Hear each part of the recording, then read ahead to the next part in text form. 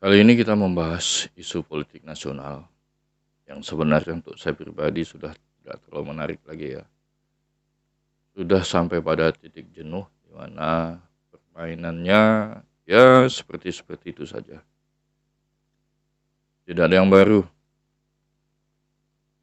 Kita hanya mengulangi hal yang sama, sistem dan pola yang sama, yang pada akhirnya rakyat kecil masih tertindas, masih terpinggirkan, hanya menjadi korban pencitraan, sementara sang elit berkuasa, walaupun berganti-ganti wajahnya, tapi nafsu syahwatnya tetap sama saja. Makan yang banyak untuk diri mereka sendiri. Tapi tidak apa-apalah, sekali-sekali kita bahas untuk sekedar intermezzo, mengingatkan kita masih pada situasi yang sama celakanya dengan sebelum-sebelumnya. Ini kaitannya dengan pemilu 2024. Ini produk demokrasi yang paling pakem ya. Inilah tempat di mana suara rakyat diperjualbelikan untuk mereka yang berkuasa ya kembali berkuasa. Untuk mereka yang kaya raya menjadi lebih berkuasa atau menjadi memiliki kekuasaan. Pemilu 2024 akan diadakan serentak, di mana pemilihannya tidak hanya presiden dan wakil presiden, juga pemilihan di tingkat provinsi maupun di tingkat kabupaten, baik itu pilkada, pemilihan kepala daerah, maupun pemilihan legislatif. Konon katanya untuk mengurangi biaya pemilu yang memang selama ini tidak pernah murah.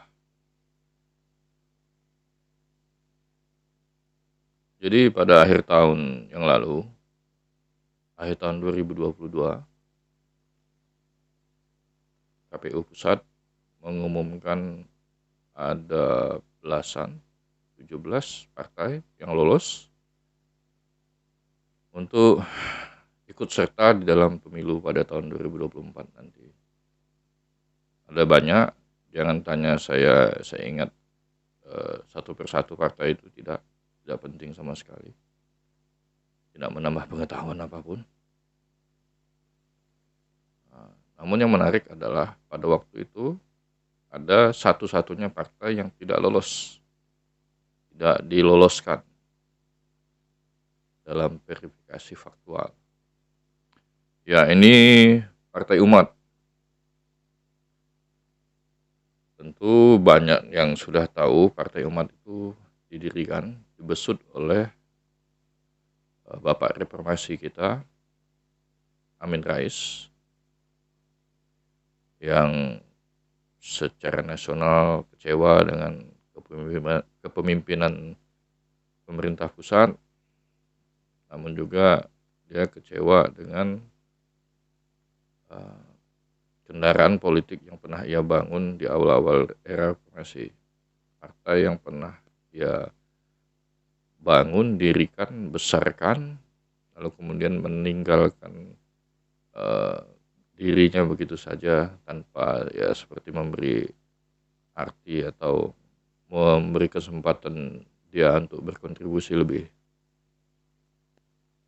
Kita tahu kan partai tersebut, Partai Amanat Nasional. Nah, ini nanti ada kaitannya. Walaupun ini mungkin sekedar fitnah ya. Tapi nanti kita akan bahas ada kaitannya. Oke, yang menarik kemudian setelah Partai Umat diumumkan tidak lolos verifikasi faktual oleh KPU Pusat. Kemudian Bapak Amin Rais ini melakukan berbagai manuver politik, membuat banyak wacana, menyampaikan yang menurut dia fakta-fakta bahwa ada kecurangan, kesengajaan, bukan masalah administrasi, bahwa Partai Umat memang menjadi satu-satunya partai yang tidak boleh lolos, dan entah bagaimana dinamika di dalamnya. Lalu beberapa minggu kemudian Partai Umat berhasil mendapat kesempatan kedua, second chance, di daerah pemilihan di wilayah bagian Indonesia Timur, NTT atau NTB saya lupa, yang kemudian menjadi dasar agar Partai Umat kemudian diloloskan oleh KPU Pusat. Ini yang lucu dan menarik, menggelikan, tapi tidak terlalu terkejut lah kita ya. Bagaimana bisa di deadline hari akhir Partai Umat tidak lolos, lalu kemudian tahu-tahu diberi kesempatan kedua untuk verifikasi faktual, lalu kemudian diloloskan. Kita bolehlah mendengar banyak argumen dasar-dasar yang disampaikan oleh mereka, para pemangku kebijakan dalam hal ini, tapi bolehlah dengan apa yang terjadi selama ini, komedi-komedi, anekdot-anekdot yang dibikin oleh para pembuat kebijakan kita di pusat, nanti bolehlah kita sedikit curiga ya. Tidak apa-apa, tidak mempengaruhi apapun loh kecurigaan kita ini.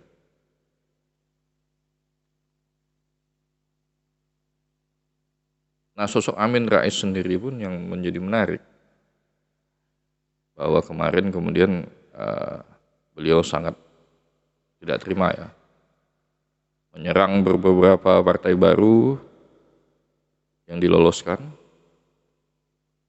menganggap bagian dari konspirasi itu sendiri, lalu menyerang Jokowi, Bapak Presiden Jokowi, menganggap dia juga bagian dari konspirasi Partai Umat sempat tidak lolos kemarin.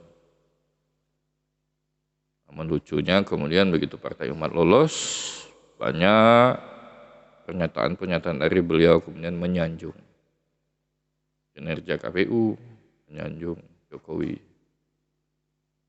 Ya, begitulah politik. Tidak ada kawan, tidak ada musuh yang abadi.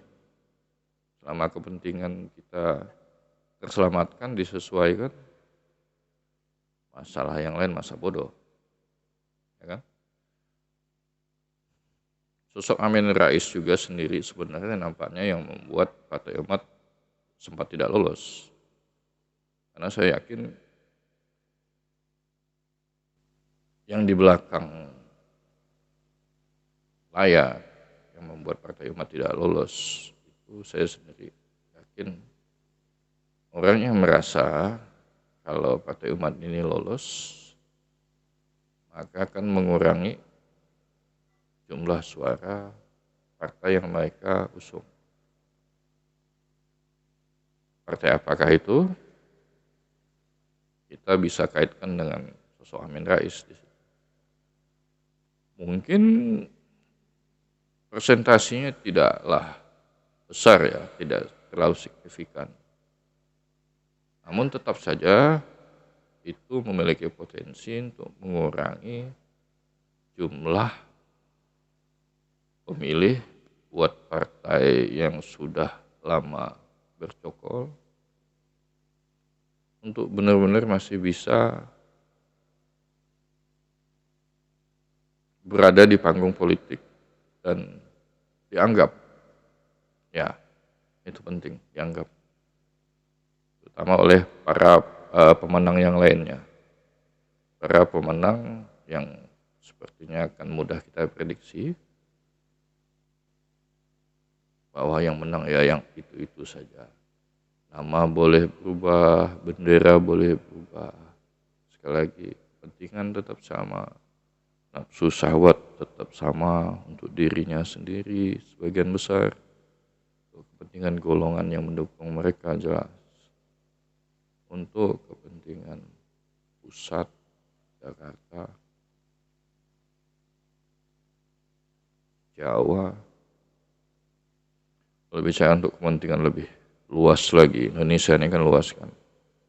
Wah itu perlu lebih dari satu presiden kayaknya. Kalau kita bicara presiden loh ya.